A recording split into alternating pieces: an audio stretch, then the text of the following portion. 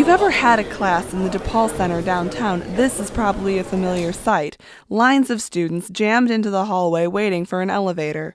Nearly every day between classes, the 8 elevator cars at 1 East Jackson are packed with students trying to get to class, work, trains, and meetings.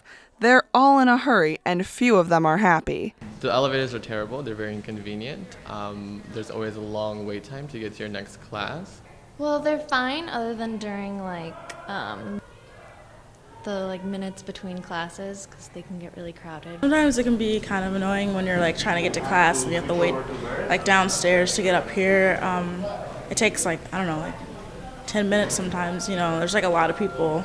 Using a pair of Google glasses courtesy of the Red Line Project, I captured an up-close and personal look at the chaos inside the building's elevators. As you can see, students are not exaggerating. With people packed shoulder to shoulder, cars stopping at every floor in both directions, and some being forced to ride up to go down and down to go up, it's no wonder many students report being late on a constant basis and wish there was another way of moving through the building. I would love to have the stairs in DePaul Center opened. I generally wait about 5 minutes to get on an elevator. It always makes me late to class.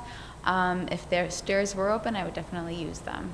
If they're open and the elevator doesn't get there, before being late for class, I'll definitely use the stairs, yeah. So why isn't there another way? In the Lewis, Daly, and CDM buildings, students in a hurry, and up for a little workout, can easily take the stairs instead of riding the elevators. But in the DePaul Center, there's no such option.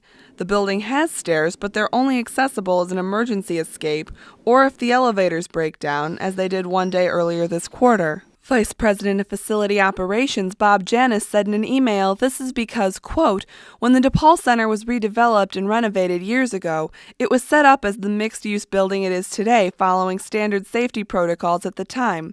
That started with stairwells being accessible to get into in an emergency, but not generally accessible to get back into floor to floor due to security concerns. This means that many of the stairwells open into occupied spaces like classrooms and offices on some of the floors, which could pose problems for students moving between floors.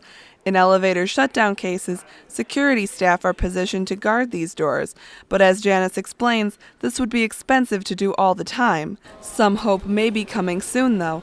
According to Janis, one stairwell, located in the building's northeast quadrant, only opens into public corridors and could possibly be opened for student use.